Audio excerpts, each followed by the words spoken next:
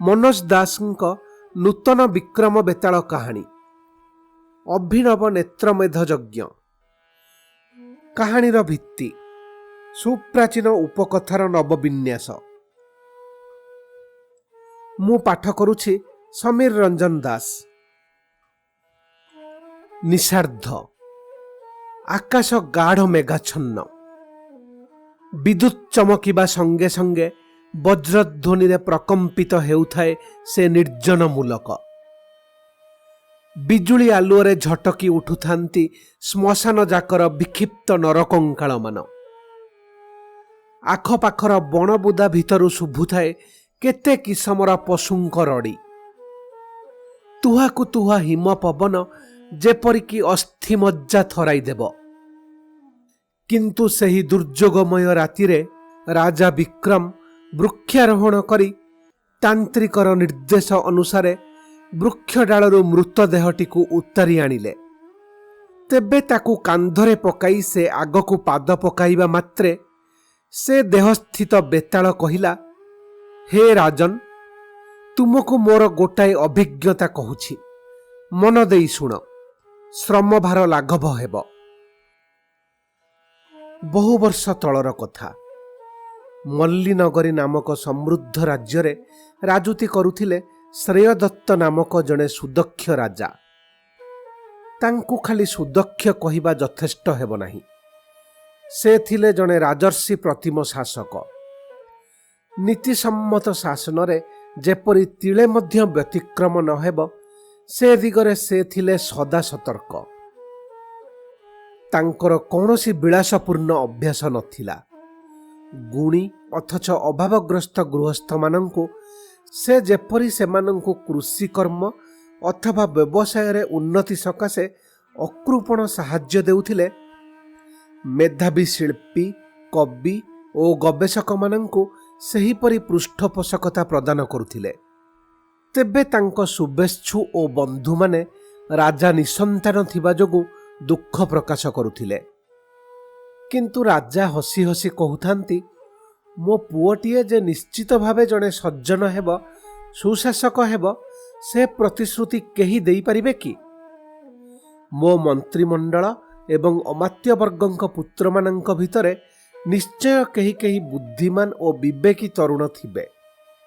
सेमानंक भितरु जनकु सिंहासन रे बसाइबारे समस्या कोन? मु निजे सज्ञान रे किछि अन्याय करि नाही किंबा करिबि नाही। मोर एतक आत्मविश्वास रहिछि। किंतु मो पुओ थिले से गोटिक मोहरी भली सजाग और सतर्क रहिबो बोली केही भविष्यतवाणी करि पारन्ते नाही। मो रक्त जनक धमनी रे प्रवाहित होई पारे, किंतु मो चेतना जाई तार चेतनार स्थान अधिकार करि परिबो कि? राजांक एभली जुक्ति रे समस्ते नीरव रहि जाउथिले। राजा वार्धक्य उपनीत हेले। जड़े सन्थंकु से गुरुर मर्यादा देउथांती। दिने राजा सेही गुरुस्थानीय सन्थंकु एकांतरे कहिले, महाभाग, मु काहाकु हेले मोर उत्तराधिकारी रूपे मनोनीत करिबार समय समागत। यथार्थ कथा, सन्थ कहिले। महाभाग, मो ज्ञाति कुटुंब तथा मंत्री एवं अमात्य वर्गंकर 20-25 सरिकी तरुण पुत्र मानंकु बारंबार एकत्र करी सेमानंक सह आलाप आलोचना प्रश्नोत्तर करी आसुछि। सेमानंक ज्ञान बुद्धि आचरण एसबु पर्यवेक्षण करुछि। सबु गुणरे सेमाने उणा अधिक समान। से चारि तरुणंक आउ केउ गुणर परीक्षा नहीं मु जनकु मो उत्तराधिकारी मनोनीत करिबि, ताहा ही प्रश्न। राजा तांको समस्या उपस्थापन कले।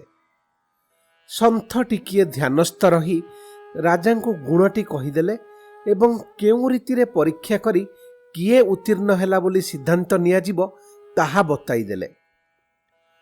राजांको बदन उज्ज्वल दिसिला।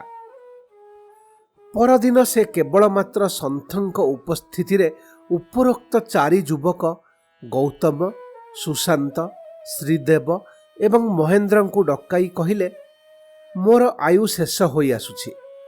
ତେବେ ମୋତେ ଅପେକ୍ଷାକୃତ ଦୀର୍ଘାୟୁ କରିବା ନିମନ୍ତେ ସନ୍ଥ ମହାଭାଗ ଗୋଟାଏ ଅଭିନବ ଯଜ୍ଞ ଅନୁଷ୍ଠିତ କରିବାର ପ୍ରସ୍ତାବ ରଖୁଛନ୍ତି। ସେ ଅନୁଷ୍ଠାନର ନାମ ନେତ୍ରମେଧ ଯଜ୍ଞ।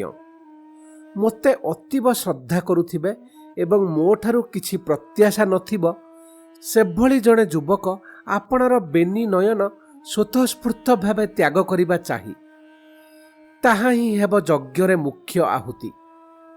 ଯୁବକ ଜଣକ ଅନ୍ଧ ହେବ, ପୁଣି ତାର ଜୀବନ ମଧ୍ୟ ଯାଇପାରେ।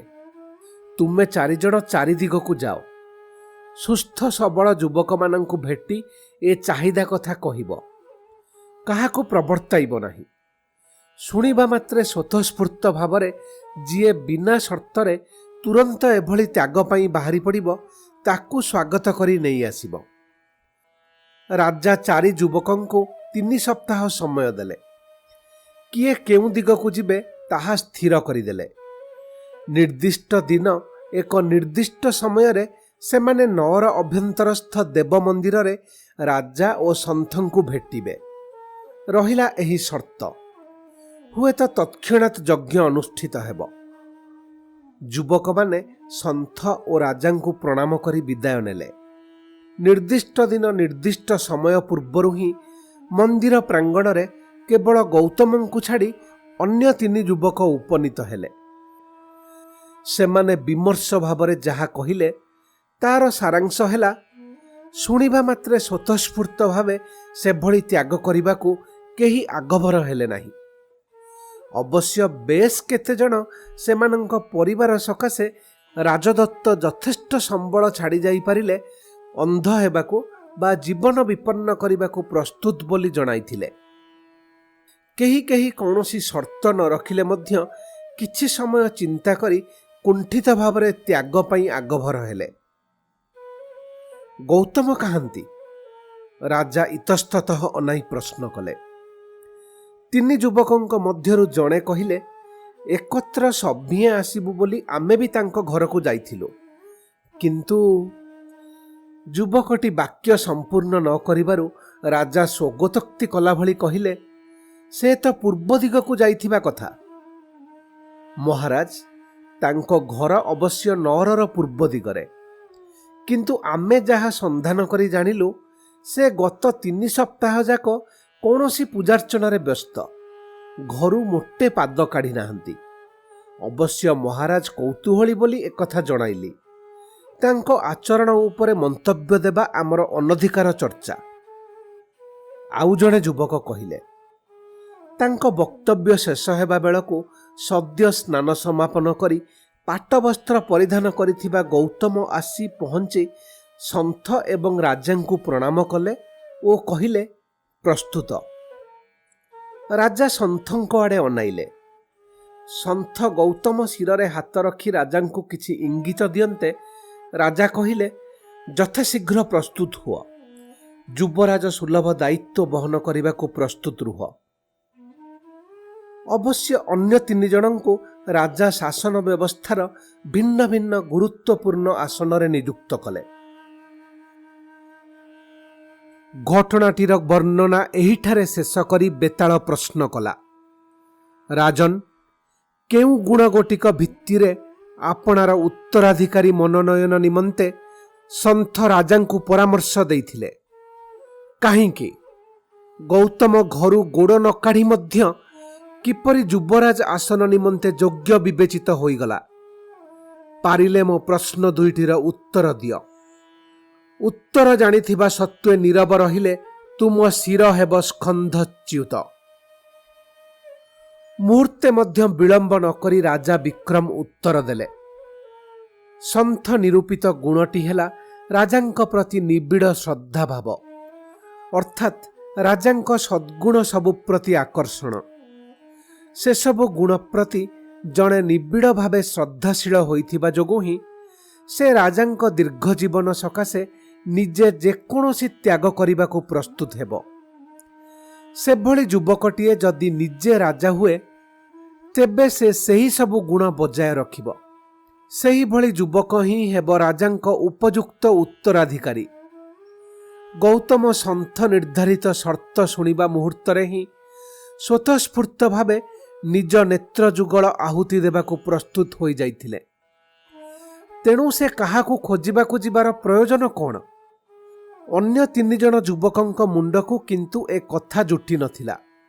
ଅର୍ଥାତ୍ ରାଜାଙ୍କ ପ୍ରତି ସେମାନଙ୍କ ବିପୁଳ ଶ୍ରଦ୍ଧା ଥିଲେ ମଧ୍ୟ ଗୌତମଙ୍କ ଠାରୁ ତାହାର ମାତ୍ରା ଥିଲା ଯଥେଷ୍ଟ ନ୍ୟୁନ।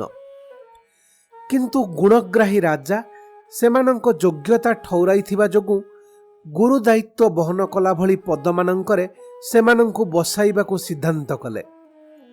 ତେବେ ତାଙ୍କ ସଚ୍ଚା ଉତ୍ତରାଧିକାରୀ ହେବାର ଯୋଗ୍ୟତା କେବଳ ମାତ୍ର ମହତ୍ ଶ୍ରଦ୍ଧାଶୀଳ ଗୌତମର ହିଁ ଥିଲା। ରାଜାଙ୍କ ମୌନଭଙ୍ଗ ହେବା ମାତ୍ରେ ବେତାଳ ଯାଇ ପୁନର୍ବାର ସେ ବୃକ୍ଷ ଡାଳରେ ଝୁଲି ପଡ଼ିଲା।